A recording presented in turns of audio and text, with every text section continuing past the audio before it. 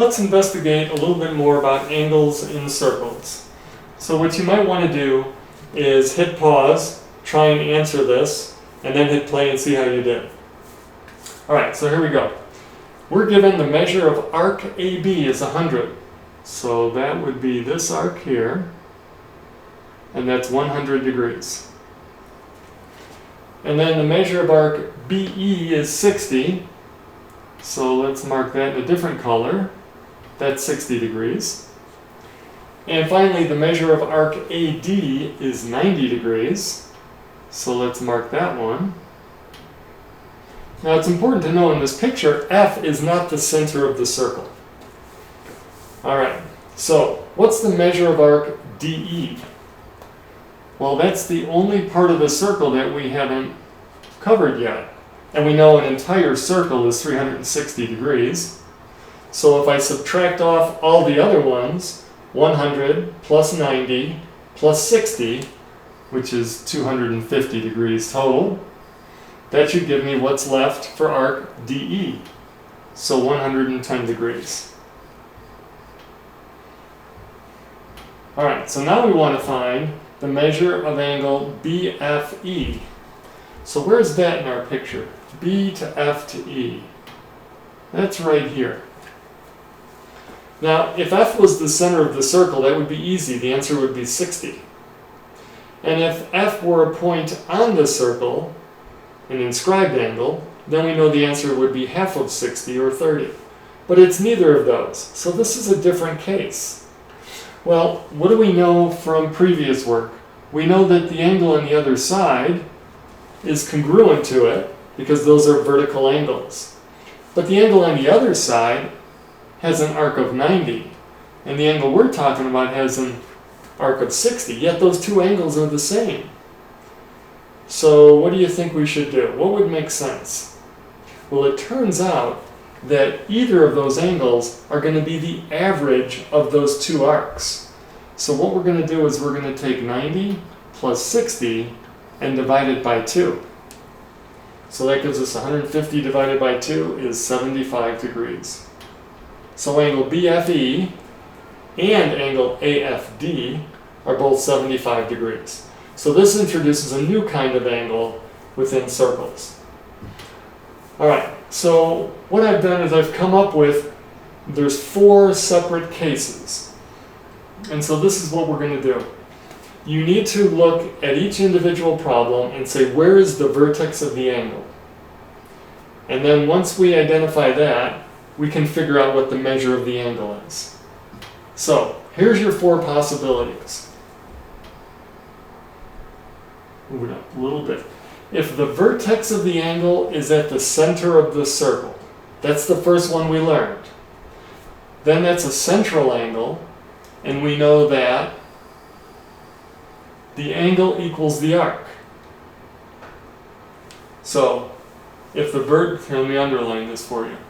So, if the vertex of the angle is at the center of the circle, then the measure of the angle is equal to the measure of the arc. So if the arc is 80 degrees, we know this angle here is 80 degrees. So we've talked about that before. That's easy. Alright, let's look at the next case.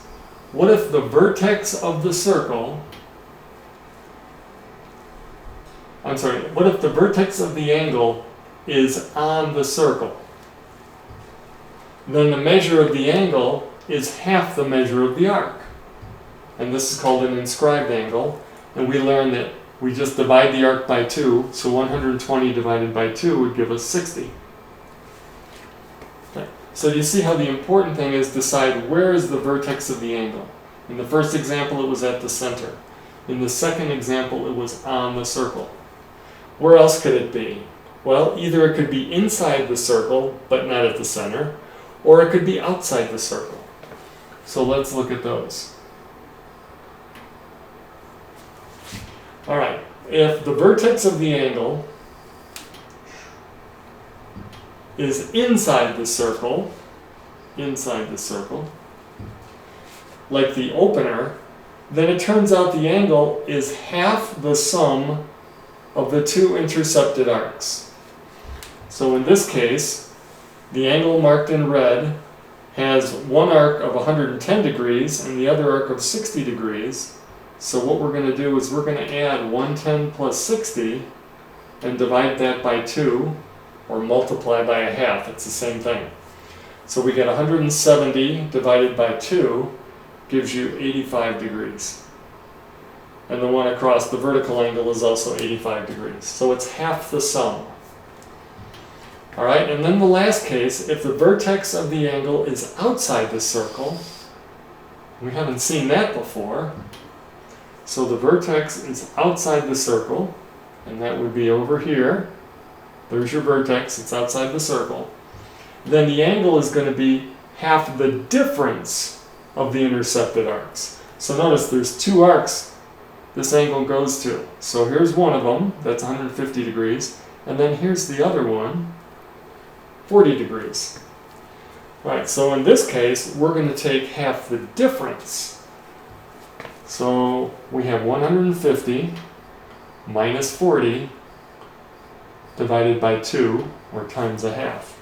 So that's going to give me 110 times a half, which is 55. So this angle in here is 55 degrees. Alright, so there's your 4 possibilities. And it all comes down to asking where is, let's do this in a different color, probably. Where is the center of the circle? So if it's at the center, angle equals the arc. If the vertex is on the circle, the angle is half the arc.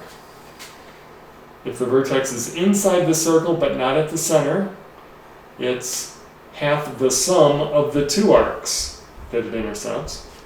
And if the vertex is outside the circle, the angle is going to be half the difference of the 2 arcs. Alright, it takes a little practice, but I have some examples. We'll work through those, and then you should be an expert on this. So let's go right to the examples. Solve for x. Alright, so first of all, where is the vertex? It's inside the circle, but it's not at the center. So this was the third case. And so we learned that it's half the sum of the 2 arcs. And so the 2 arcs go from here to here is 1 arc, 98, and here to here is 30. So we're going to add those up. That gives you 128, and then times a half, or divided by 2, gives you 64 degrees. So x equals 64. Alright, next example. I'm just going to go through these quickly. You can pause, play back if you need to. Alright, where's the vertex? It's outside the circle. That was the 4th case. So it's going to be half the difference of the 2 arcs. The bigger arc is 118. You want to put the bigger arc first when you're subtracting.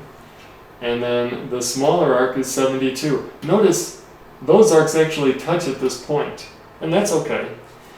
So minus 72.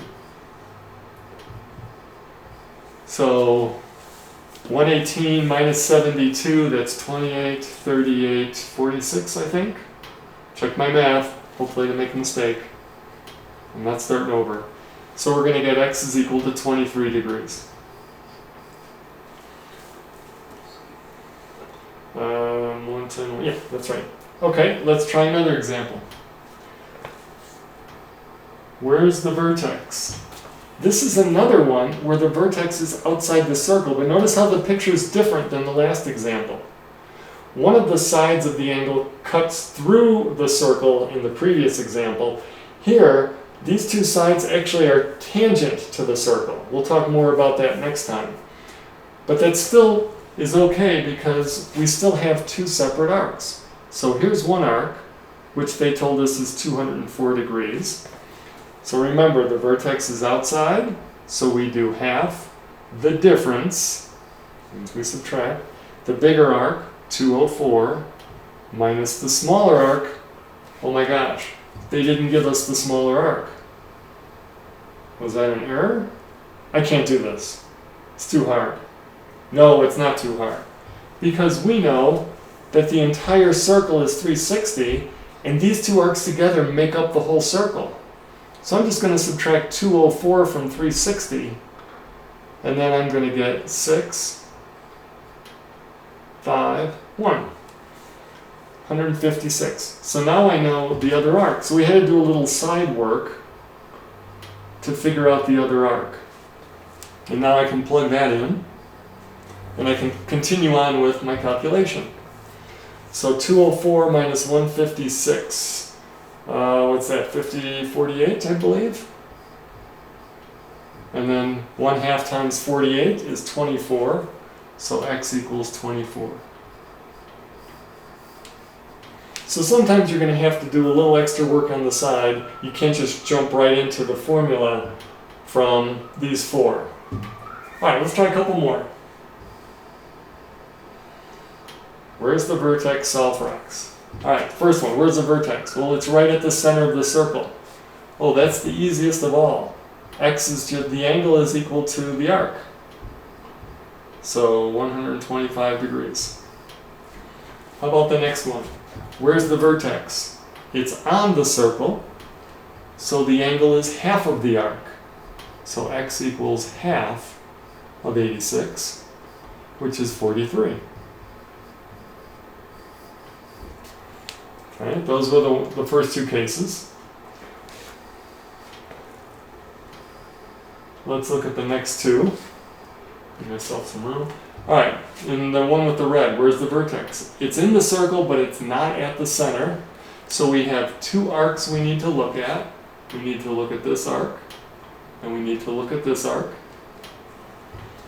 And if the vertex is inside the circle but not at the center, it's going to be half the sum. So we add those together and then divide by 2.